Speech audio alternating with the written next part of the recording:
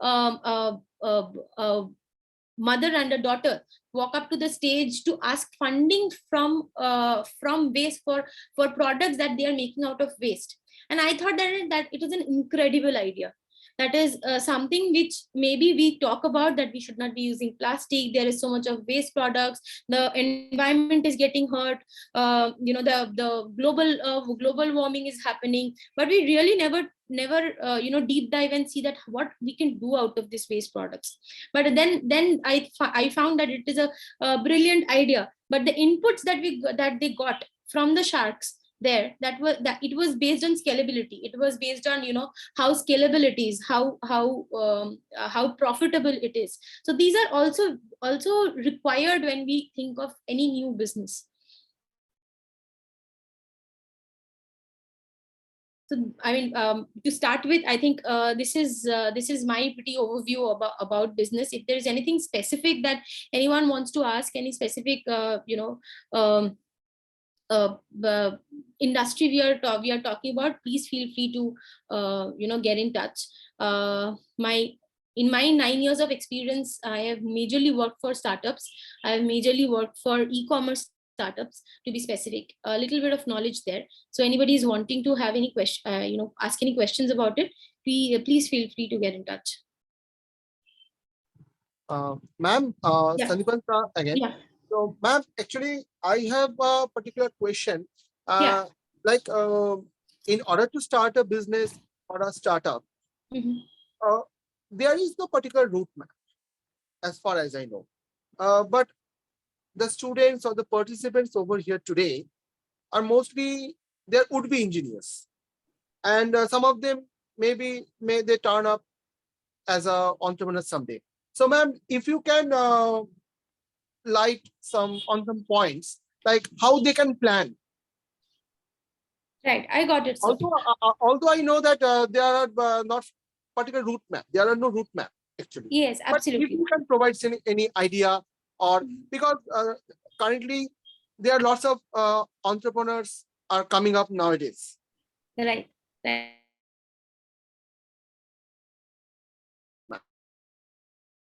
Sir, I mean, first of all, everybody has their own idea of business, like I was saying, right?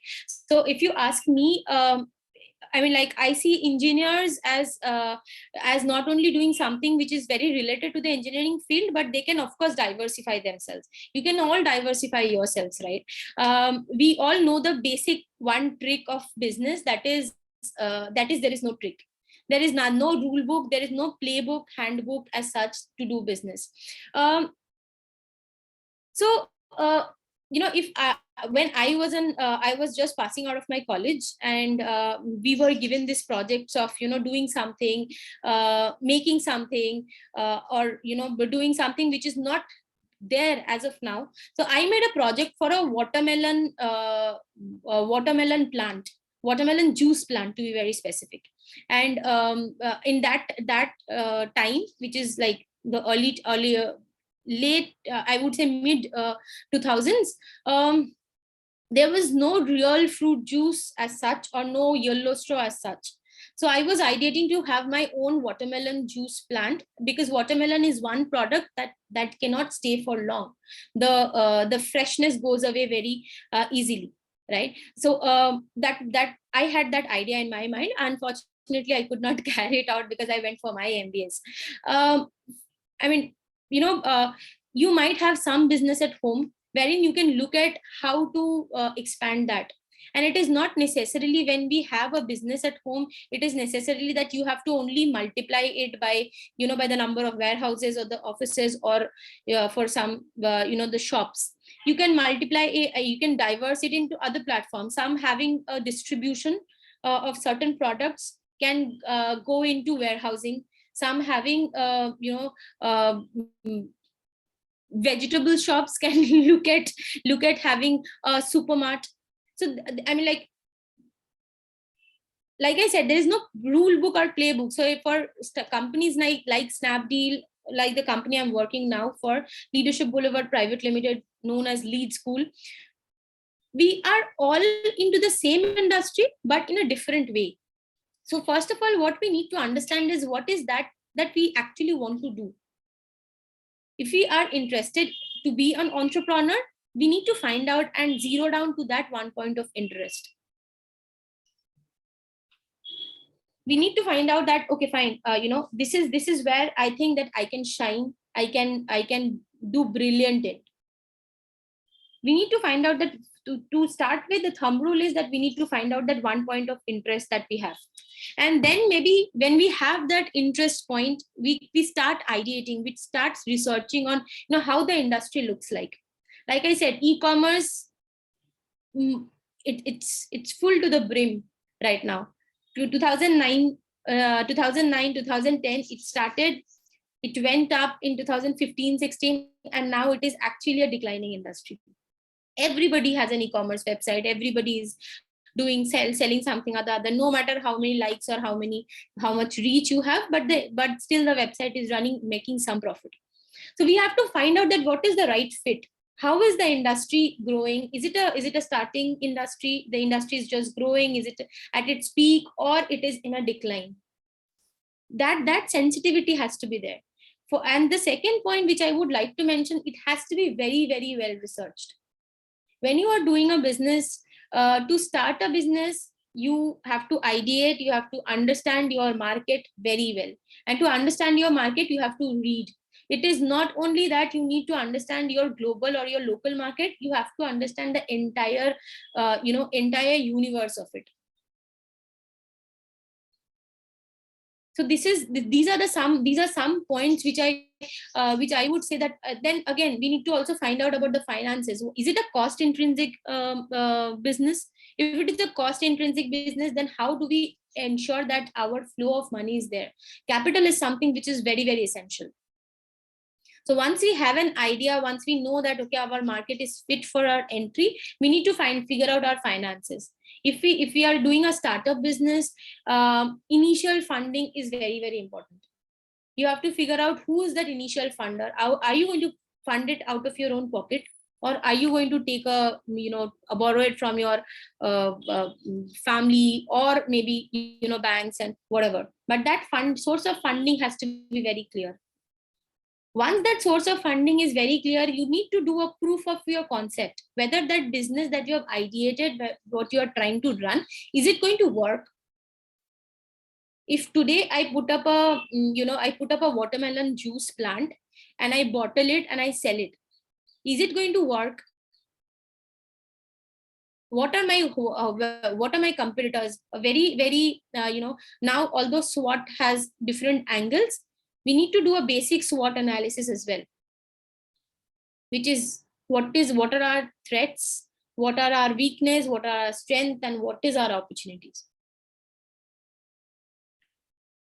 So after we do all this, after we have a proper proof of concept, we go and we start that business. Actually, no business is started over a day. Like Rome was not built in a day, no business is built in a day. It is a very long and tedious process. Trust me, it is much easier to do a job than to be an entrepreneur. When you are an entrepreneur, you have to always be on the run. You have to always have that knowledge. You always have that market knowledge, always have that widespread, eyes wide open, and see that, okay, how's my market today? How's my market working?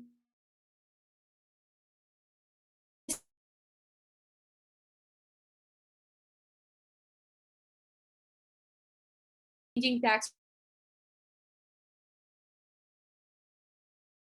So content wise, you have to always be on the top. So Sandeepan sir, I think these are the major key things that I would, if I am going to run a business, I would have my notes ready on this. Yeah, that's true, ma'am. That's absolutely true.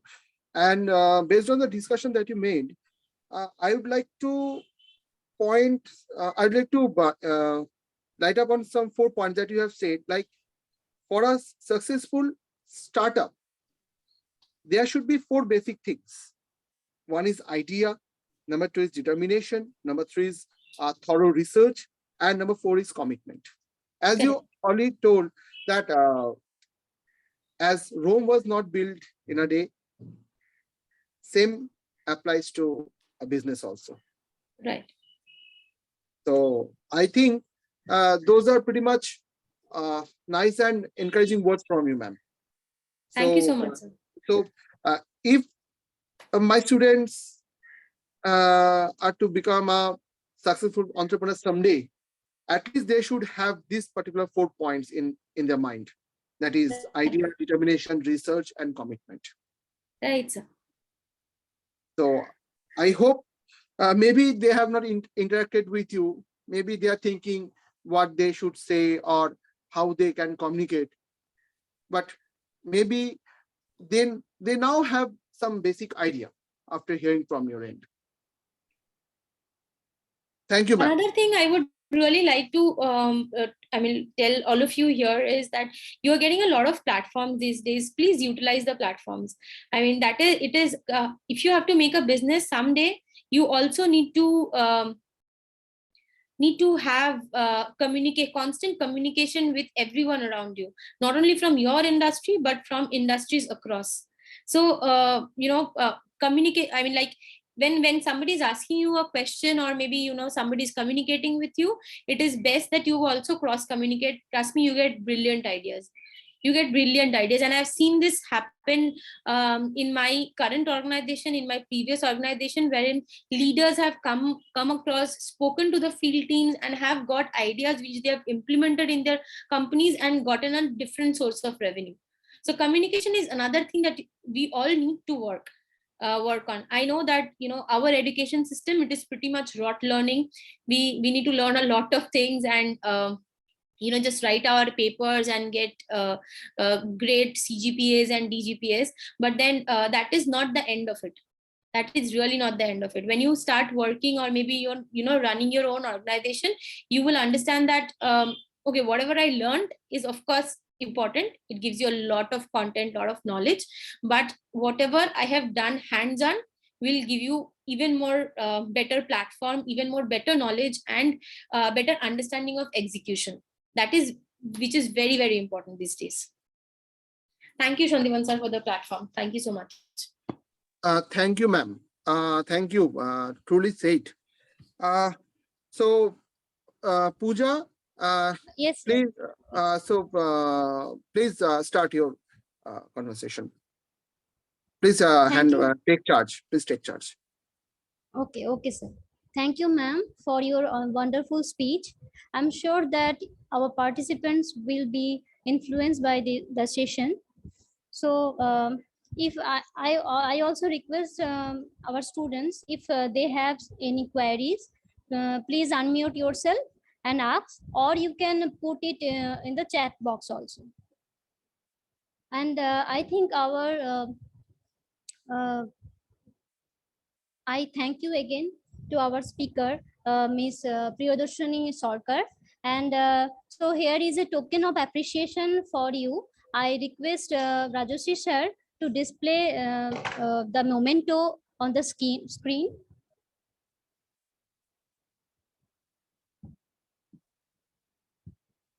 This is for you, ma'am. Thank you so much, ma'am. Thank you so much. And thank you everybody for arranging this. It is really great to have interacted with all of you. Thank you. We will send it through mail later. Sure. Thank you. Thank you. So before going ahead, I request the students, participants, to fill the feedback form, which is in the chat box. The link is provided in the chat box. So our next speaker is Mr. Santosh Singh, who is the owner of the Indian Shoulder, and he is from Kolkata, Dhakuria. He has completed diploma in mechanical engineering from Government of West Bengal 2014, and BTech in mechanical engineering also in the year of 2021. He was also trained in renewable sector from National Institute of Solar Energy. As an entrepreneur, started his business in the year of 2018. So I request him to start the session. Over to you, sir. Thank you, everyone. Thank you, our principal madam, and thank you, our beloved all teachers. প্রথমে বলে রাখি আমি ইংলিশে অত comfortable নয়, ঠিক আছে? আমার স্পিচটাই পুরোপুরি বাংলাতেই দেবো, ঠিক আছে? Not an issue, Okay, Santosh. sir. Please be comfortable. কোনো প্রবলেম নেই। হ্যাঁ, অ্যাকচুয়ালি রাজশ্রী স্যার এরকম একটা অপরচুনিটি দিয়েছেন যে আমার বিজনেস জার্নিটাকে এখানে এক্সপ্রেস করার জন্য বা সবার সাথে শেয়ার করে নেওয়ার জন্য। তো আমি প্রথমেই রাজশ্রী স্যারকে মানে মন থেকে ধন্যবাদ জানাই, এবং আমার জাস্ট 1 বছর হয়েছে যার সাথে আমার মানে ফিজিক্যালি সম্পর্ক শেষ হয়েছে, কিন্তু মানসিকভাবে সম্পর্ক রয়েছে। সেই কলেজের সমস্ত টিচার এবং প্রিন্সিপাল ম্যাডামকেও আমি ধন্যবাদ জানাই।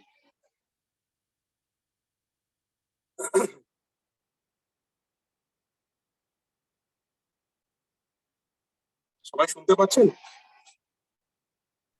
Yes, Santosh. Please carry on. আমি অ্যাকচুয়ালি 2011-12-তে আমার হচ্ছে ম্যাথামেটিক্স অনার্স ছিল। তা আনফর্চুনেটলি কোনো একটা কারণবশত আমার অনার্স আমি করতে পারিনি সেই মুহূর্তে। বাড়ির একটা ফিনান্সিয়াল প্রবলেম হয়ে গেছিল। তারপরে ডিপ্লোমা করতে চলে যাই, গভর্নমেন্ট অফ ওয়েস্ট বেঙ্গল থেকে ডিপ্লোমা করি। 4 বছর অটোমোবাইলে সার্ভিস করি, যার মধ্যে আমি অশোক লেল্যান্ডে ছিলাম 2 বছর, ডাইরেক্ট পেরোলে ছিলাম, চেন্নাইতে ছিলাম। দেন আমি কলকাতায় আসি। কলকাতায় কিছুদিন সার্ভিস করার পরে মনে হলো যে বিটেকটা করতে হবে, কারণ এডুকেশন বাড়ানোর অনেকগুলো রিজন ছিল তার পিছনে। তো বিটেকটা কমপ্লিট করার পরে বা এই করার সাথে সাথে একটা ডিফারেন্ট কিছু করার প্ল্যানিং ছিল, কিন্তু ঘটনাটা হচ্ছে আমার যে বিটেক করার ডিসিশনটা তার আগেই আমি একটা অপরচুনিটি পাই। সেটা হচ্ছে 2017-এ। তো আমি এনআইসি থেকে একটা প্রপোজাল পাই আমার কাছে। আমি অনেকদিন আগে অ্যাপ্লিকেশন করেছিলাম, তার 1 বছর আগে। তো আমার অ্যাপ্লিকেশন রিসিভ হয়ে যায়। তারপরে একটা এন্ট্রান্স এক্সাম হয়, সেখানে একটা 6 মাসের একটা ট্রেনিং পিরিয়ড থাকে। সেই ট্রেনিং পিরিয়ডে একটা অপরচুনিটি পাওয়া যায়। এনআইসি থেকে যখন আমি ট্রেনিংটা শেষ করার পরে আমি লুমিনাস ইন্ডিয়াতে চাকরি করতাম। সেটা হচ্ছে আপনার অ্যাকচুয়ালি এটা ছিল হচ্ছে দিল্লির পাহাড়গঞ্জে।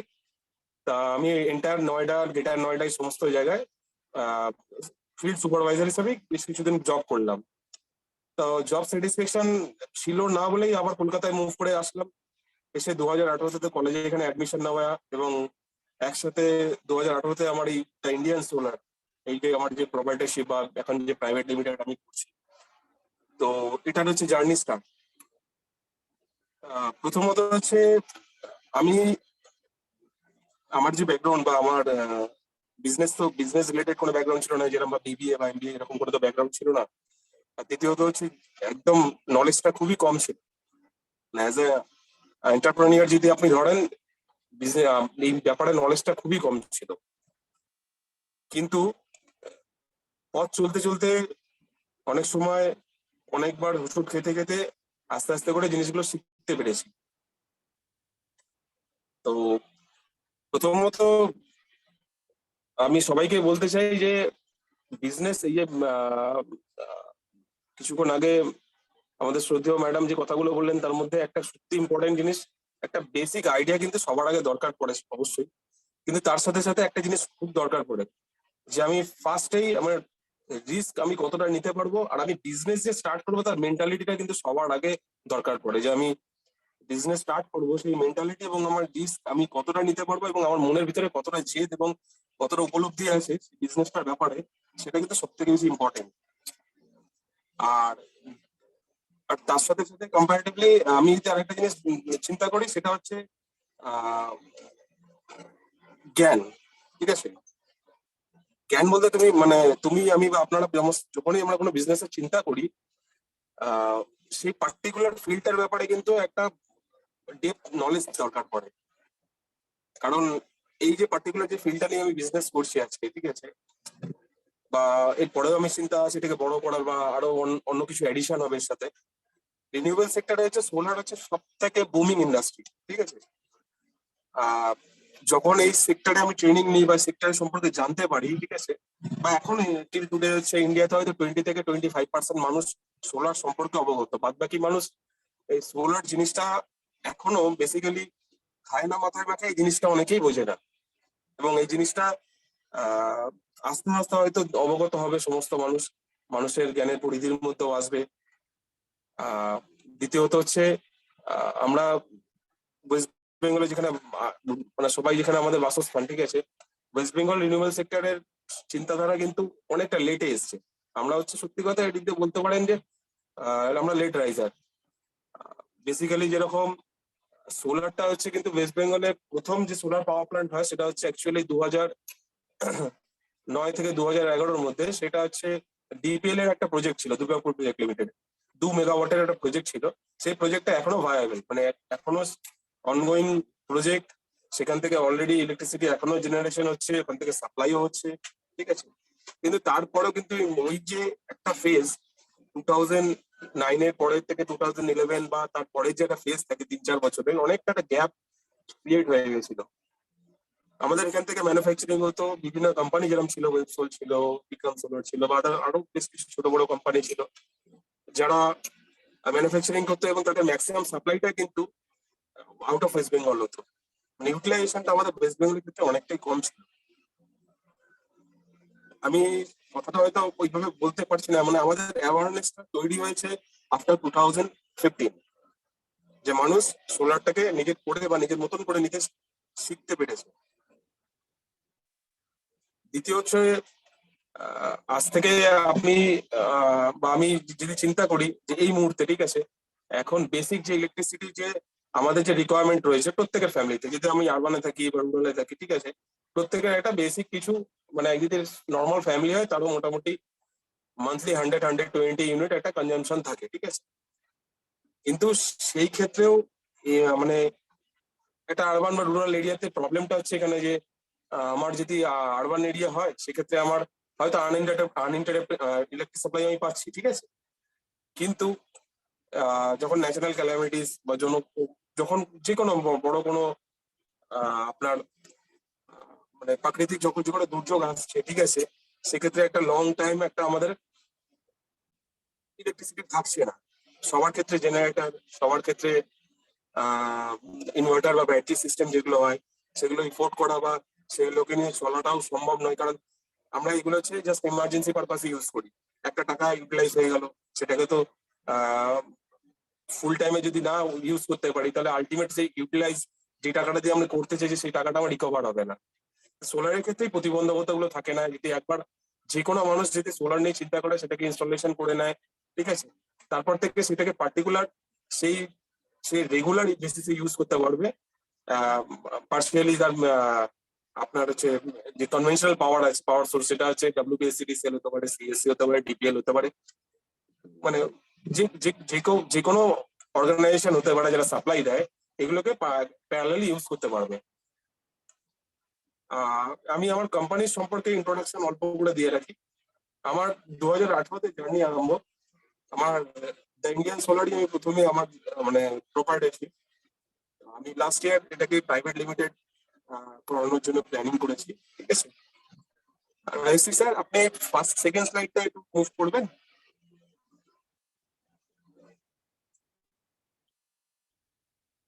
Hello sir.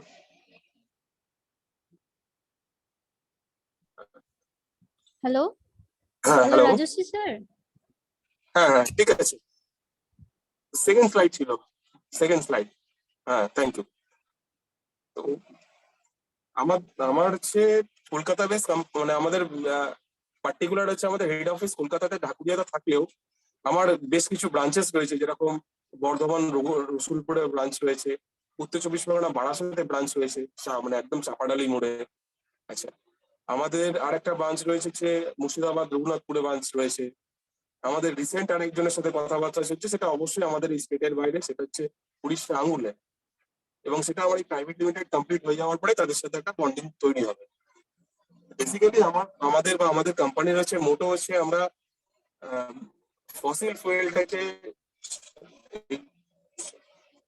মানে আমরা চাইছি যে চিরতরে যে সমস্ত কোম্পানিগুলো বা যে কোনো অর্গানাইজেশন গুলো যেগুলো কাজ করছে রিনিউয়েবল এনার্জি নিয়ে, তাদের সাথে একসাথে হাতে হাত মিলিয়ে আজকে না হোক 10 বছর, 15 বছর, 20 বছর পরে হোক যাতে এই ফসিল ফুয়েলটাকে সারা পৃথিবী থেকে আস্তে আস্তে করে মুছে ফেলা হয়। কারণ আমি এক্ষেত্রে এই ব্যাপারে একটা ছোট্ট ব্যাপার, মানে এই ব্যাপারে ছোট্ট একটা গল্প বলি। ভারতবর্ষে অ্যাকচুয়ালি মানে আমরা কয়লার যে কটা ক্যাটাগরি জানি, পিট, লিগনাইট, বিটুমিনাস আর অ্যান্থ্রাসাইট, ঠিক আছে? তো আমাদের অ্যান্থ্রাসাইট কোয়ালিটির কয়লার যে পরিমাণ মানে পুরো ওয়েস্ট বেঙ্গল কেন সারা অল ওভার ইন্ডিয়াতে খুবই কম। আমরা ইন্দোনেশিয়া, কিছুটা অস্ট্রেলিয়া, এখান থেকে আমরা কি করি যে ভালো কোয়ালিটির কোল নিয়ে আসি, কারণ আমাদের ভারতবর্ষে 65% হচ্ছে থার্মাল পাওয়ার প্লান্ট বেস হচ্ছে ইলেকট্রিসিটি জেনারেশন হয়। এক্ষেত্রে যে প্রবলেমটা, প্রথমেই প্রবলেম হচ্ছে যেটা আমরা সবাই বেসিক্যালি ছোটবেলা থেকে পড়ে এসেছি, যে বায়ু দূষণ বা যেটাকে বলা হয় পরিবেশ দূষণ, ঠিক আছে? এটাকে যদি ফার্স্ট টাইম যদি মানে আমি যদি ভাবি যে ওয়ান্স এট এ টাইম আমি এটাকে রিমুভ করে দেবো, আমি রিনিউয়েবল টেক্সট পুরো মুভ করে যাবে, সেটা কোনোভাবেই পসিবল নয়। কারণ এটা 65% একটা টোটাল একটা এত বড় দেশ, মানে দেশে যেখানে 1.4 বিলিয়ন মানুষ থাকে, সেখানে একটা হঠাৎ করে ফসিল ফুয়েল রিলেটেড যে জেনারেশন রয়েছে, ইলেকট্রিসিটি জেনারেশন প্লান্ট গুলো রয়েছে, মানে থার্মাল পাওয়ার প্লান্ট, সেটাকে পুরোপুরি আমি রিমুভ করতে পারবো সেটা সম্ভব নয়। এবং এটা স্টেপ বাই স্টেপ রিমুভ করতে গেলেও আমাদের মিনিমাম 20-40 পর্যন্ত সময় লাগবে। মানে আজকে ডেটের থেকে যদি ধরা হয়, অ্যাকচুয়ালি যে প্রজেক্টটা হচ্ছে মানে অ্যাকচুয়ালি যখন আইএনসি ছিল, ইন্ডিয়ান ন্যাশনাল কংগ্রেস যখন ছিল, যখন তাদের প্রপোজাল 2014 এর বিফোর 2014 আনা হয়, Jawaharlal Nehru national solar mission যেটা নেওয়া হয়, তার একটা টার্গেট ছিল 2022 এর মধ্যে মিনিমাম হচ্ছে 120 গিগাওয়াট হচ্ছে rooftop as well as industrial, commercial, আপনার হচ্ছে ডোমেস্টিক, তাছাড়া ছোট ছোট পিকো সোলার থেকে আরম্ভ করে সমস্ত সেক্টর মিলিয়ে 120 গিগাওয়াটের টার্গেট। সেই টার্গেটটা 2021 এর শেষে রিভাইজ করে 2022 তেই টার্গেট রাখা হয়েছিল 150 গিগাওয়াট।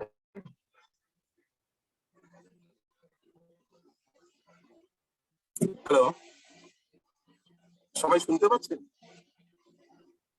হ্যাঁ হ্যাঁ একদম Yes, sir. শুনতে পাচ্ছি। তো এবার হচ্ছে সেই টার্গেটটা ফুলফিল করার জন্য বেশ কিছু গভর্নমেন্ট পলিসিস নিয়ে এসছে। মানে বেসিক্যালি যে গভর্নমেন্ট, যে আমাদের যেই একটা অর্গানাইজেশন রয়েছে সেটা হচ্ছে MNRE, ministry of new and renewable energy যেটা রয়েছে, তাদের গাইডলাইন বেশ কিছু নিয়ে এসছে। তারা কিছু নতুন নর্মস, কিছু রেগুলেশন পাস করিয়েছে, যাতে রুফটপ ইনস্টলেশন গুলো, সেটা ডোমেস্টিক হোক, ইন্ডাস্ট্রিয়াল হোক, ছোট ছোট কমার্শিয়াল বিল্ডিং হোক, সেগুলোতে বা গভর্নমেন্ট বিল্ডিং হোক, এগুলোতে যাতে ফুল ইউটিলাইজ করা যায় বিল্ডিং এর রুফটপ গুলো সোলার পাওয়ার দিয়ে। তার জন্য বেশ কিছু পলিসিস নিয়ে এসছে। সেক্ষেত্রে আমাদের ওয়েস্ট বেঙ্গলে কিছু কমপ্লিকেশনস রয়েছে, সেটা যদিও অন্য একটা ইস্যু, সেটা নিয়ে আমি বলতে চাইছি না। তো তাছাড়াও বেশ কিছু পলিসিস ওয়েস্ট বেঙ্গল অ্যাকোয়ার্ড করেছে, যাতে আমাদের কাজ করতে বা আমাদের সমস্ত মানুষের সোলারটাকে ইউজ করতে সুবিধা হয়। তার বেশ কিছু পলিসিও কিন্তু গভর্নমেন্ট এখন মানে আপনার কাছে অ্যাপ্লাই করেছে, ঠিক আছে? আর দ্বিতীয়ত হচ্ছে সবচেয়ে বড় যে জিনিসটা প্রথমে বলছিলাম, যে 4টে ক্যাটাগরির মধ্যে 3টে ক্যাটাগরি আমরা পেলাম, অ্যান্থ্রাসাইটে খুব কম, আমাদের কোয়ান্টিটি খুবই কম। তাই জন্য যেহেতু আমরা ইম্পোর্ট করে আনতে হচ্ছে আমাদেরকে, এবং এর একটা হিউজ কস্ট হয়ে যায়। একটা ফসিল ফুয়েল থেকে যদি আমি ওয়েস্ট বেঙ্গলের রেসপেক্টে বিচার করি, 1 ইউনিট কারেন্ট জেনারেশন করতে 3 টাকা 43 থেকে প্রায় 4 টাকা পর্যন্ত খরচা হয়। এটা হচ্ছে অ্যাজ পার সিএসসি রিপোর্ট, ঠিক আছে? কিন্তু বেসিক্যালি এতটা খরচা হয় না, হয়তো আরো কম হয়, সেটা আমি ডিসকাস করছি না, এটা ডিসকাশনের বিষয় না অবশ্যই। দ্বিতীয় জিনিসটা হচ্ছে সেই পার্টিকুলার সেক্টর আমাদের ডোমেস্টিক, কমার্শিয়াল, ইন্ডাস্ট্রিয়াল সমস্ত পারপাসে মানে as per the slab, as per the load, as per the different things কে তা আমাদেরকে সেভাবে ইউনিট চার্জ করা হয়। বেসিক্যালি হোম বেস আমাদের যে সমস্ত সিএসসি ব্যানারে যে কটা আমাদের মানে বাড়ি রয়েছে, বা যে কটা পুরো এরিয়াটা রয়েছে, যেখানে আপনি এদিকে শ্রীরামপুর থেকে আপনি এদিকে ধরেন হাওড়ার বেশ কিছু পোর্শন, পুরো একটা বিশাল বড় একটা এরিয়া রয়েছে, যেখানে মোর দ্যান 7-8 কোটি হয়তো উপভোক্তা রয়েছে সিএসসি। সেখানে বেসিক্যালি ডোমেস্টিকের জন্য যে ফার্স্ট স্ল্যাব হিসেবে সেটা ধরা হয় 6 টাকা 58 থেকে, সেটাকে বাড়িয়ে 6 টাকা 87 পয়সা, কোনো জায়গায় 97 পয়সা। এবার ডিপেন্ড করে যে এটা ট্রান্সমিশন ওপর। আজকে যদি আপনার বাড়ি বজবজ থেকে কাছাকাছি হয়, তার ট্রান্সমিশন কস্ট একটা হবে। আপনার যেতে আছে বাড়ি এখান থেকে শ্রীরামপুর হয়ে গেল বজবজ থেকে, তার ডিস্টেন্স যেহেতু বেড়ে যাচ্ছে, সেখানে ট্রান্সমিশন কস্ট যেহেতু বাড়ছে, সেখানে কিন্তু ইউনিট চার্জ, ইউনিট স্ল্যাব কিন্তু চেঞ্জ হতে থাকে। এবং এটার ক্ষেত্রেও একটা বিশাল তর্কের ব্যাপার রয়েছে, যে তর্কে আমি যেতে চাইছি না। এই ব্যাপারে প্রতিটা মানুষ, আমরা যারা সিএসসি বা যদি এসসিডিসিএল ধরা হয়, প্রত্যেকেরই কিন্তু বেশ কিছু কনফিউশন রয়েছে ইলেকট্রিক বিল বা ইলেকট্রিক স্ল্যাব নিয়ে। আর একটু থার্ড স্লাইডটা খুলবেন। বেসিক্যালি আমাদের সার্ভিসটা হচ্ছে রুফটপ ইনস্টলেশন, যেখানে রুফটপের মধ্যে আমরা on grid, of grid, hybrid 3 টাইপেরই ইনস্টলেশন করে থাকি। এবার অন গ্রিড, অফ গ্রিড এবং হাইব্রিড এই তিনটে কি জিনিস, সেটা আমি একটা এরপরে স্লাইড রয়েছে, সেই ছবিতে আমি এক্সপ্লেন করে দিতে পারবো। তাছাড়া আমরা সোলার ওয়াটার পাম্পিং সিস্টেম আছে, আপনার সোলার স্ট্রিট লাইট, ঠিক আছে, এই সমস্ত ধরনের কাজ আমাদের কোম্পানি বা আমরা করে থাকি। পরের স্লাইডটা তো খুলবেন। Hello sir, hello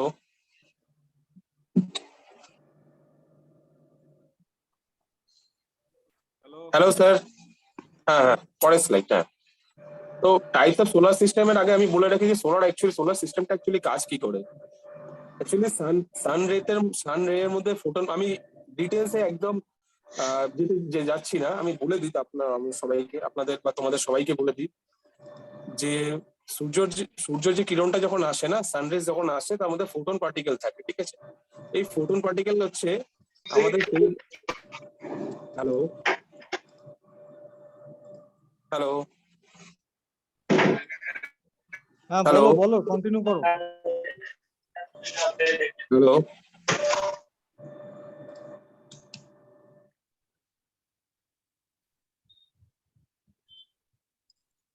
hello sir, হ্যাঁ হ্যালো, শোনা যাচ্ছে? শোনা যাচ্ছে।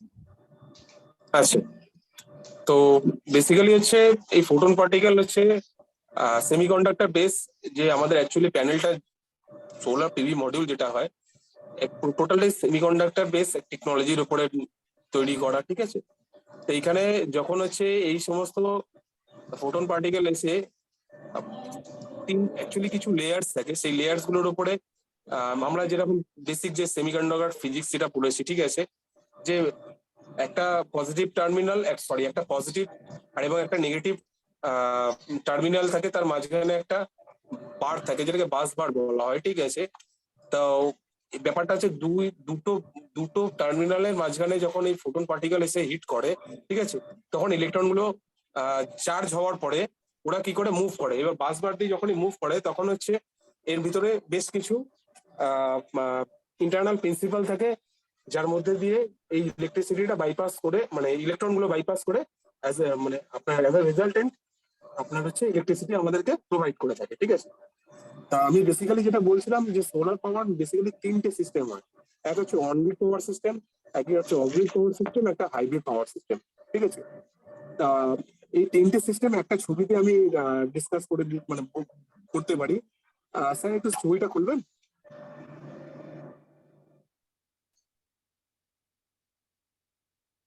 হ্যাঁ, ছবিতে দেখা যাচ্ছে সূর্য থেকে সূর্য কিরণ আসছে, মানে যেটা সূর্য রশ্মি আসছে, আমার সোলার মডিউলের উপর পড়ছে।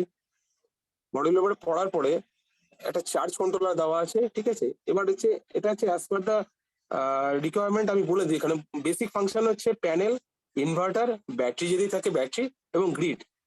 এখানে প্রথমে আপনি যদি প্যানেলটা ধরেন, ঠিক আছে, সেখানে দেখুন একটা পরে চার্জ কন্ট্রোলার রয়েছে। চার্জ কন্ট্রোলার থেকে কি করে, আমার বেসিক্যালি যতটুকু চার্জ দরকার ব্যাটারিটাকে চার্জ করার জন্য, ও জাস্ট আপনার অ্যারো দিয়ে দেখানো আছে, ঠিক জাস্ট ব্যাটারিটাকে চার্জ করার জন্য অতটুকু চার্জও কনজাম্পশন করবে ভায়া সোলার প্যানেল বা সোলার পিভি অ্যারে থেকে।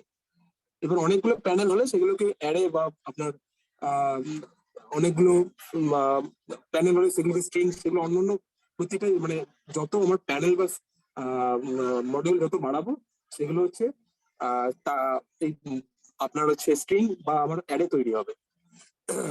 তা আমার বেসিক্যালি যদি আমার ব্যাটারি যদি না লাগে, সেক্ষেত্রে আমার কি হচ্ছে যে প্যানেল থেকে ডাইরেক্ট আমার ইনভার্টারে চলে যাচ্ছে কানেকশনটা। ইনভার্টার থেকে কি করছে, কানেকশনটা আমি ডাইরেক্ট ইউজও করতে পারি, মানে আমার ডোমেস্টিক পারপাসে, ইন্ডাস্ট্রিয়াল পারপাসে, কমার্শিয়াল পারপাসেও বা এই ইনভার্টার থেকে ভায়া উপরে একটা মিটার লাগানো থাকে, সেটা বাই ডাইরেকশনাল মিটার হতে পারে বা নেট মিটার হতে পারে। এটা কি করে, যে ইলেকট্রিসিটি আমি যেটা সোলার থেকে তৈরি করছি, সেটা কি করছে, সেটা আমরা জাস্ট গ্রিডকে বাইপাস করে পাঠিয়ে দিচ্ছি, এবং তার এগেনস্টে আমরা প্রত্যেক মাসে বা প্রত্যেক 3 মাস অন্তর, আমরা সিএসসি হলে প্রত্যেক মাসে, আর ডাব্লিউবিএসসি হলে প্রত্যেক 3 মাস অন্তর হচ্ছে আমাদের নিজের বিলে একটা রিফ্লেকশন পাবো যে এতটা মাইনাস হয়ে বিল আসছে। এবার যদি আমি গ্রিডকে না দিই, গ্রিডটাকে আমি বন্ধ করে রেখে দিই, সেক্ষেত্রে আমি কি করছি, প্রথমে প্যানেল দিয়ে ব্যাটারিকে চার্জ করছি এবং ইনভার্টার দিয়ে আমি নিজের পারপাসে ইউজ করছি। এবার আমি বলে দিই কোনটা কি। যদি ব্যাটারি না থাকে এই সিস্টেমটায়, তাহলে এটাকে বলা হয় অন গ্রিড পাওয়ার সিস্টেম। যদি ব্যাটারি রাখা হয় তাহলে বলা হয় এটাকে অফ গ্রিড পাওয়ার সিস্টেম। সেখানে গ্রিড কিন্তু থাকছে না। আর যদি গ্রিড থাকছে, ব্যাটারি থাকছে এবং আপনার সোলারও থাকছে, তিনটে যখন থাকছে, তিনটে সাপ্লাই চেনটাকে একসাথে বলা হয় হাইব্রিড সোলার পাওয়ার সিস্টেম। আচ্ছা, এই পরের স্লাইডে আমার যেটা আলোচনার বিষয়বস্তু, আমরা কেন রিনিউয়েবল এনার্জিতে বা রিনিউয়েবল এনার্জিতে মুভ মানুষ সবাই করছে কেন। ব্যাপারটা হচ্ছে পাওয়ারের হচ্ছে demand day by day increase হচ্ছে, এটা ন্যাচারাল ব্যাপার, ঠিক আছে। এটা আমরা আপনি সবার ক্ষেত্রেই, কারণ মানুষের লাইফস্টাইল, মানুষের রিকোয়ারমেন্ট, সেটা হচ্ছে বেসিক্যালি আমাদের সমস্ত কিছু টেকনোলজি নির্ভর হয়ে যাচ্ছে। তো যত আমরা টেকনোলজি জিনিসগুলোকে প্রত্যেক দিন বা প্রত্যেক মুহূর্তে ইউজ করব, তত আমাদের কিন্তু একটা বেসিক চাই সেখানে বাড়ছে। সেক্ষেত্রে একটা ইলেকট্রিসিটি চাহিদা বাড়লেও কিন্তু আমাদের কনভেনশনাল প্রসেসে যে ইলেকট্রিসিটি আমরা পাচ্ছি, সেখানে একটা গ্যাপ অটোমেটিক তৈরি হচ্ছে। কারণ একটা সময় সারা ভারতবর্ষে পার ডে হচ্ছে সাপোজ 1000 গিগাওয়াট চাহিদা ছিল। সেটা আফটার, আমি তাও ধরে নিয়েছি তো 2010-এ, কিন্তু আজকে 2022-তে এসে আফটার 12 ইয়ার্স, যেহেতু টেকনোলজি আপগ্রেড হয়েছে, জনসংখ্যাও বেড়েছে এবং আরো বেশ কিছু ইন্ডাস্ট্রি বেড়েছে, ঠিক আছে, সেক্ষেত্রে ইলেকট্রিক কনজাম্পশনটা অনেকটা ইনক্রিজ। আমার যেহেতু ফার্স্ট, এবং আমার থার্মাল পাওয়ার প্ল্যান্টের সংখ্যা আজকে লাস্ট 10 বছর বা 15 বছর বা 20 বছরে সেভাবে তৈরি হয়নি বা বাড়েনি, তাহলে আমি যে পাওয়ার প্ল্যান্টের ক্যাপাসিটি ছিল পার ডে আমাকে 5 মেগাওয়াট দেবে, সেখান থেকে আমি যদি পার ডে 7 মেগাওয়াট চাই, সেটা তো পসিবল নয়, কারণ প্রত্যেকটার একটা নির্দিষ্ট ক্যাপাসিটি রয়েছে। তো সেক্ষেত্রে আমাকে এই যে এক্সট্রা যেটা কনজাম্পশন আমার হচ্ছে, তার জন্য আমাদের একটা ডিফারেন্ট কিছু ভাবতে হবে। তার জন্য রিনিউয়েবল এনার্জি থেকে আমরা ভাবছি, বা রিনিউয়েবল এনার্জি থেকে আমরা ইউজ করার চেষ্টা করছি। এবার প্রথমেই বেশ কিছু বলে দিলেন যে ফসিল ফুয়েলকে রিডিউস করার জন্য, বা সোলার বা উইন্ড বা টাইডাল পাওয়ার, বা যেটাকে বলা হাইড্রো পাওয়ার প্লান্ট যেগুলো রয়েছে, হাইড্রো পাওয়ার প্লান্টস, তো এগুলোর হচ্ছে অ্যাভেলেবিলিটি হচ্ছে, যেমন সোলারটা হচ্ছে আমরা পুরো গোটা দিনটা পাই। তা এটা তার তার পেছনে বেশ কিছু ব্যাকলগসও রয়েছে, ঠিক আছে। কিন্তু আমরা যেরকম টাইডাল পাওয়ার থেকে আরম্ভ করে উইন্ড পাওয়ার, হাইড্রো পাওয়ার, এগুলো কিন্তু এগুলো সমস্ত হচ্ছে রিনিউয়েবল এনার্জির ক্ষেত্রেই, মানে ফিল্ডেই পড়ছে। তো এইগুলোকে আমরা কিন্তু আনইন্টারাপ্টেড সাপ্লাই পেয়ে থাকি। তা মানুষ যেহেতু এতটা আনইন্টারাপ্টেড সাপ্লাই যেহেতু ওখানে পাওয়া যাচ্ছে, এটা পুরোটাই ন্যাচারাল সোর্স, ঠিক আছে, যেখানে আমরা বেসিক্যালি হচ্ছে যেরকম ম্যাডমেড যে সমস্ত পাওয়ার প্ল্যান্ট গুলো রয়েছে, সেগুলো হচ্ছে সবই আর্টিফিশিয়াল, এবং আমাদের যেগুলো ন্যাচারাল সোর্স রয়েছে, সেই ন্যাচারাল সোর্স গুলোকে আমরা আর বার্ন করে সেগুলোকে আমরা নিজেরা আর্টিফিশিয়ালি বিদ্যুৎ তৈরি করছি, যেখানে ন্যাচারাল সোর্সটাকে ন্যাচারাল ওয়েতে আমরা যদি আমরা আজকে ইউজ করতে পারি, সেগুলো হচ্ছে রিনিউয়েবল এনার্জির মধ্যে পড়ছে, যেগুলোকে আমরা খুব ইজিলি হারনেস করতে পারি, ঠিক আছে। আচ্ছা, পরের স্লাইডে চলে যাই আমি। এটা আমার একদম প্রথম কাজ, যখন আমি প্রথম ব্যবসা আরম্ভ করি 2018-র মাঝামাঝি। এটা 150 ওয়াট পিকের একটা অফগ্রিড ছোট্ট সিস্টেম ছিল। এটা একটা ছিল হচ্ছে ফিশারি ছিল। ফিশারিতে আমাদের রাত্রেবেলা একটা ফ্যান এবং একটা লাইট জ্বলবে এবং কিছু মোবাইল চার্জ দেবেন, সেই হিসাবে একটা সিস্টেম প্রথম করি। তারপরে অনেক ছোট ছোট কাজ বা অনেক বড় কাজ কোম্পানি করেছে, বা আমার প্রোপ্রাইটারশিপ যখন ছিল তারাও করেছে, আমার দিকে একটা এমপ্লয় ছিল বা আমিও করেছি। কিন্তু আমাদের রিমার্কেবল কাজগুলো আরম্ভ হয়েছে, পরের স্লাইডটা একটু মুভ করবেন।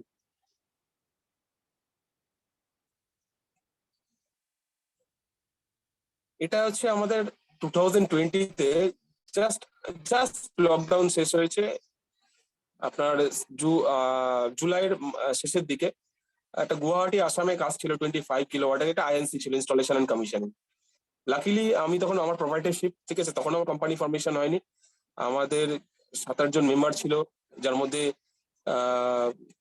কিছু আমার কলেজেরই, মানে আমার বলতে আমার মালদা পলিটেকনিকের বেশ কিছু জুনিয়র ছিল, আমার একজন সিনিয়র ছিল যিনি গাইড করেছেন। এই প্রজেক্টটা হচ্ছে সাকসেসফুলি আমরা নামিয়েছিলাম। এটা জাস্ট ইনস্টলেশন এন্ড কমিশনিং ছিল।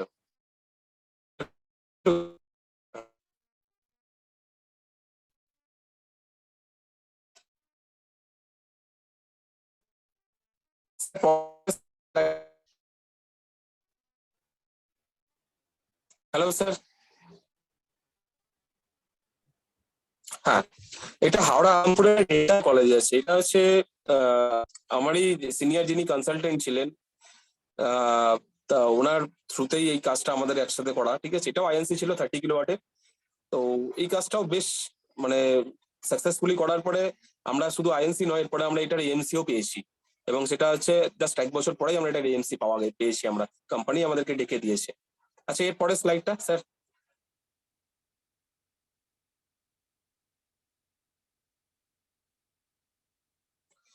এটা একতা হিবিস্কাস কলকাতা। এটা হচ্ছে আপনার একতা হাইটস এর অপোজিটে। তোমরা যদি কেউ খ্রিস্টোফার রোড গিয়ে থাকো, আপনারা যদি গিয়ে থাকেন, তো এটা আপনার হচ্ছে একদম খ্রিস্টোফার রোডের যে কোনো কর্নার থেকে, ইভেন মা উড়ালপুলের উপর থেকেও দেখা যায় আমার এই কাজটা। এই কাজটার জন্য 7টা কোম্পানি বিডিং করার পরেও চলে গেছে, করতে পারেনি এই কারণে 13 তলার উপরে ওপেন শেড ছিল। এই ওপেন শেডের উপরে একটা রিস্ক নিয়ে কাজ করা, কিন্তু কাজটা খুবই ছোট, 3 কিলোওয়াটের একটা হাইব্রিড সিস্টেম ছিল। কিন্তু এই কাজটা আমরা সাকসেসফুলি নামিয়েছি, এবং এই প্রজেক্টটা নামানোর পরে বেশ কিছু ঝড়, এরকম বেশ কিছু মানে যেরকম কিছুদিন আগে আমাদের কালবৈশাখী গেল, কিন্তু আমার প্রজেক্টটা আছে এটা খুব সুন্দরভাবে রান করছে এবং চলছেও। এর পরেরটা একটু পরের স্লাইডটা। হ্যাঁ, এটা বেহালায় একটা, এটা অ্যাকচুয়ালি এরা হচ্ছে কালার পিগমেন্ট নিয়ে কাজ করে। এটা এদের অ্যাকচুয়ালি ছোট্ট একটা R&D আছে, তো বেহালাতেই রয়েছে এদের অফিস, ঠিক আছে। তো ওদের ছোট্ট একটা ল্যাব রয়েছে, ল্যাবের রিকোয়ারমেন্ট ছিল 7 থেকে 8 কিলোওয়াট, তারা 10 কিলোওয়াট ইনস্টলেশন ছিল। এটা অনগ্রিড, এটা আমাদেরই হাতের ইনস্টলেশন করা। এটা হচ্ছে 2021 লাস্ট ইয়ারে করা, জুন মাসে। এর পরেরটা স্যার। হ্যাঁ, এটা জাস্ট 2 কিলোওয়াটের একটা, এদের সিসি পাওয়ার জন্য আরবান হাইটস রাজডাঙ্গা আমাদের কলকাতাতেই। এই কাজটা হচ্ছে এরা আমাদেরকে দিয়েছিল, কিন্তু এটাও একটু কমপ্লিকেটেড কাজ ছিল, কারণ এমন একটা জায়গায় অ্যালোকেশন করা ছিল যে জায়গাটায় কাজ করাটা একটু টাফ ছিল। এবার এই সমস্ত টাফ, আমি কেন কথাগুলো বারবার করে বলছি যে এরকম টাফ বা এরকম কাজগুলো, কারণ এই কমপ্লিকেশন এবং এই জিনিসগুলো কিন্তু শুধু ব্যবসার ক্ষেত্রে নয়, যে কোনো কাজের ক্ষেত্রে যখনই কেরিয়ার নিয়ে আমরা এগোবো এগুলো আসবে, এবং এই চ্যালেঞ্জগুলোকে যদি ওভারকাম করা যায়, পরে যতই টাফ কাজ বা যতই কমপ্লিকেশন গুলো আসুক, সেগুলো কিন্তু ওভারকাম করার পরে একটা নিজেদের মধ্যে এনার্জি তৈরি হয়ে যায়, নিজেদের মধ্যে একটা কনফিডেন্স চলে আসে। সে পরে একটু স্লাইডটা মুভ করবেন স্যার।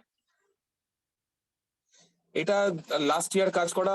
এটা অ্যাকচুয়ালি এই কাজটার আরো বড় বড় করা হয়েছে। এটা 50 কিলোওয়াটের অনগ্রিড প্রজেক্ট ছিল। এটা একটা হাওয়াই ছুটির ফ্যাক্টরি ছিল। ভদ্রলোক প্রচন্ড মানে রিনিউয়েবল নিয়ে প্রচন্ড ভাবনা চিন্তা করতেন। পরবর্তীকালে আমরা এরপরে 80 কিলোওয়াটের একটা হাইব্রিড সিস্টেমের ইনস্টলেশন করেছিলাম, যেটা আমি এখন এখানে দেখাতে পারিনি, কারণ এত স্লাইড শো করা সম্ভব নয়, সবার সময়টা সীমিত, আমার ক্ষেত্রেও সীমিত। তো এইখানে আমরা একটা 80 কিলোওয়াটের হাইব্রিড কাজ করেছি, এবং সেটা যে গ্রাউন্ড মাউন্টিং ছিল। এগুলো সব যে কটা কাজ দেখা হলো ম্যাক্সিমামই সব রুফ মাউন্টিং, ঠিক আছে, কিন্তু সেই কাজটা শুধু গ্রাউন্ড মাউন্টিং করা হয়েছে, এবং সেটার গ্রাউন্ড মাউন্টিং কিন্তু প্রায় 17 থেকে 18 ফিট হাইট করে আমরা সেই কাজটা করেছি। এবং এই স্ট্রাকচারাল যে সমস্ত কাজগুলো, এগুলো যারা তোমরা বা তোমরাই বলছি যারা পড়াশোনা করছো এখন, যারা মেকানিক্যাল স্টুডেন্ট আছে, এই স্ট্রাকচারটা কিন্তু দাঁড় করাতে প্রচুর আমাদের মানে প্রবলেম হয়েছে। সিম্পল অটোক্যাডে ড্রয়িং করে এটার জাস্ট ওই বেসিক যে লেআউটটা ওটাই পাওয়া গেছিল, আমাদের সলিড ওয়ার্কসে কাজ করে বের করতে পারিনি, আমরা ক্যাটিয়াতে লাস্টে কাজ করে ডিজাইন করে বের করা হয়েছিল। এবং ফাইনাল যে ডিজাইন এন্ড ড্রয়িংটা, এটা আমাদের আরেকটা সফটওয়্যার পাওয়া যায়, একটা নয় বহু সফটওয়্যার রয়েছে, পিভি সিস্ট রয়েছে, পিভি সোল রয়েছে, বহু সফটওয়্যার রয়েছে। তাই সেই ধরনের সফটওয়্যারে লাস্ট ফাইনাল ডিজাইন করার পরে প্রজেক্টটা আমরা এক্সিকিউট করেছি। সেই ছবিটা আমি দেখাতে পারছি না, কিন্তু জাস্ট এই প্রজেক্টটা যেটা দেখছেন, এই প্রজেক্টটা দেখছো তোমরা যারা, এই প্রজেক্টটার জাস্ট ওটা এলাবোরেট প্রজেক্ট। এর সঙ্গে আরো 30 কিলোওয়াট অ্যাড হয়েছে, সেটা হচ্ছে গ্রাউন্ড মাউন্টিং হয়েছিল। এবার যদি কারো কোনো কোশ্চেন থাকে বেসিক্যালি আমার বিজনেস রিলেটেড বা আমার বিজনেস পলিসির ব্যাপারে বা আমার চিন্তা ভাবনার ব্যাপারে বা আমি কি করেছি, আর একটা কথা বলে রাখি, জীবনের প্রথম স্টার্টিং 150 ওয়াটের একটা ছোট্ট প্যানেল বিক্রি করে তার সাথে একটা ব্যাটারি অ্যাটাচমেন্ট করে কন্ট্রোলার দিয়ে আমি লাস্ট যে ফাইনাল কাজ করেছি সেটা দুর্গাপুর অন্ডালে 225, একটা 94 আর একটা 325 কিলোওয়াট। সেটা হচ্ছে দুর্গাপুর এবং আসানসোল মিলিয়ে পুরো আইএনসি প্লাস এএমসি পাওয়া গেছে, আমাদের কোম্পানি পেয়েছে in collaboration with Galaxy photovoltaic solution private limited.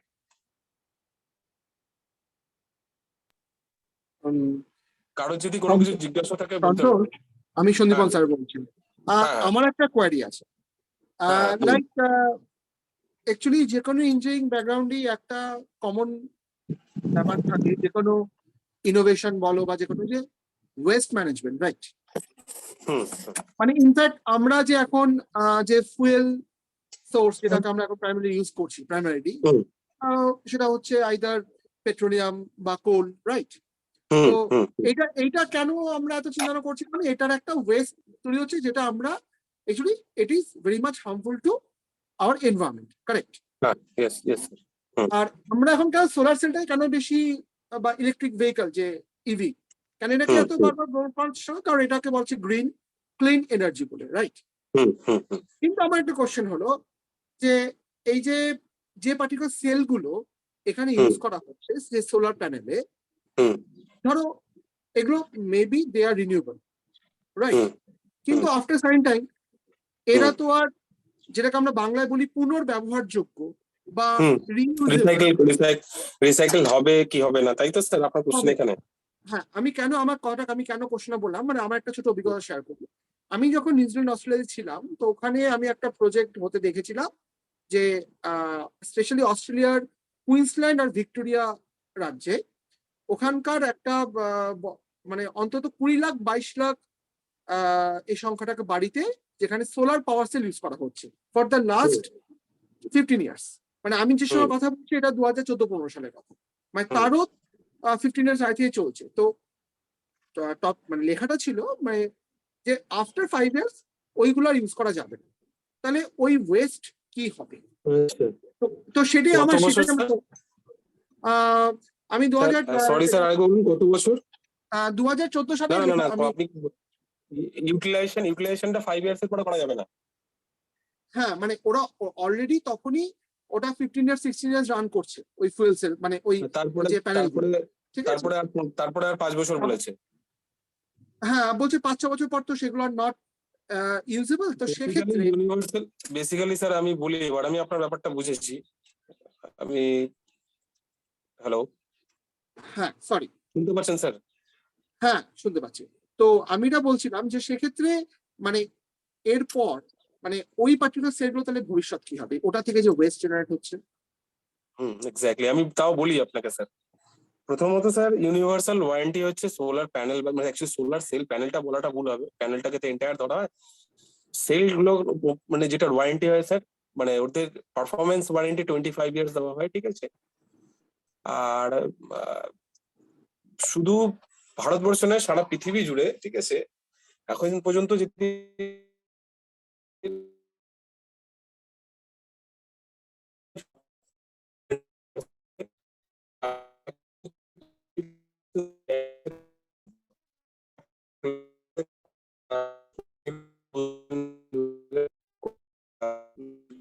আমাদের ইজিলি ভায়া গুগল হলে আপনি সার্চ করে পেয়ে যাবেন। দ্বিতীয় জিনিসটা যে হ্যাঁ, এটা হতে পারে যে মেটেরিয়াল গুলো তৈরি হয়েছে, যে গ্লাস পার্টিকুলার রেট রয়েছে, সাপোজ 20 ইয়ার্স এর পরে তার হিট অ্যাবজর্পশন রেটটা অনেক বেড়ে গেছে বা তার ডিফ্লেকশন রেটটা অনেক বেড়ে গেছে, সে যতটুকু রেট অ্যাবজর্ব করতে চাইছে তার থেকে কম করতে পারছে। আজকে সে প্রথম যখন 20 ইয়ার্স থেকে ইনস্টলেশন করেছিল, সে 1 কিলোওয়াটের এগেইনস্টে 4 কিলোওয়াট পেত, সে 20 ইয়ার্স এর পরে 2 কিলোওয়াট পাচ্ছে, ঠিক আছে? কিন্তু অ্যাকচুয়ালি সোলার প্যানেল হচ্ছে ইউনিভার্সাল ওয়ারেন্টি থাকে হচ্ছে 25 ইয়ার্স এটা সোলার প্যানেল, কিন্তু পারফরমেন্সের উপরে আমি কেন বলছি 25 ইয়ার্স, কারণ 10 ইয়ার্স হচ্ছে ওরা ওভারঅল প্যানেলের উপরে ওয়ারেন্টি দেয় যে কোনো কোম্পানি, আর 25 ইয়ার্স পারফরমেন্সের ওয়ারেন্টি দেয়। একটা প্রোডাক্টের উপরে যখন 25 ইয়ার্স ওয়ারেন্টি দিচ্ছে, সব আপনি মাথা ঠান্ডা করে চিন্তা করলেই বুঝতে পারবেন স্যার, যে সাপোজ ধরুন যে কোনো ভেহিকলস, আমি ইভি বাদ দিন, এখন ইভি কনসেপ্ট আমি এখন আর ভাবছি না, আপনার এটা নিয়ে যে কোনো আইসি বা সিআই ইঞ্জিন, ঠিক আছে, 15 ইয়ার্স ভ্যালুয়েশন থাকে, ঠিক আছে, তারপরে তো অনেক কাঠখড় পোড়াতে হয়, তারপরে ওটাকে করানোর জন্য সিএফ এর জন্য, বা অনেক ম্যাক্সিমাম ক্ষেত্রে সেটা 15 ইয়ার্স এর পরে অ্যালাউ করে না।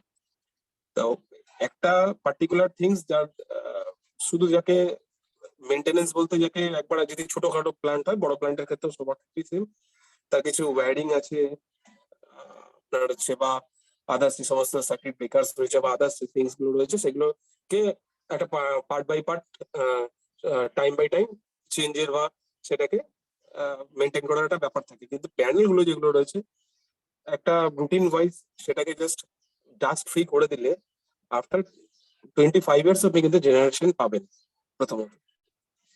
দ্বিতীয় হচ্ছে, আমার কাছে কোম্পানিটা পার্টিকুলার বলতে পারছি না, আমার এই মুহূর্তে মনে নেই। তা ওরা পার্টিকুলার সোলার সেলটা, অ্যাকচুয়ালি সোলার যে সেল হয় এগুলো থিন ফিল্মের মতন হয়।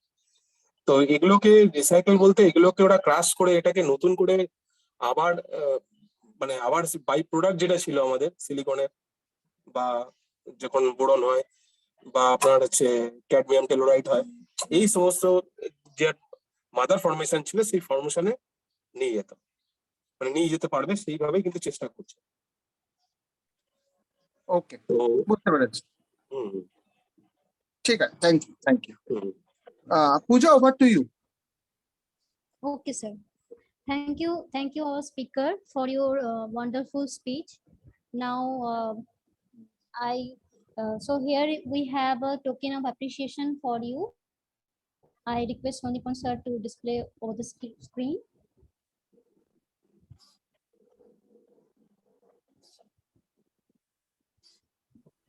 Is it visible to all? Yes, sir. Thank Yes, you, sir. sir. It is visible. Please accept it, sir. We will send it through mail letter. Okay, sir. Oh, thank you. So now I request students, if they have any questions, so they can put it in the chat box, or unmute yourself and ask if they have any queries regarding the session.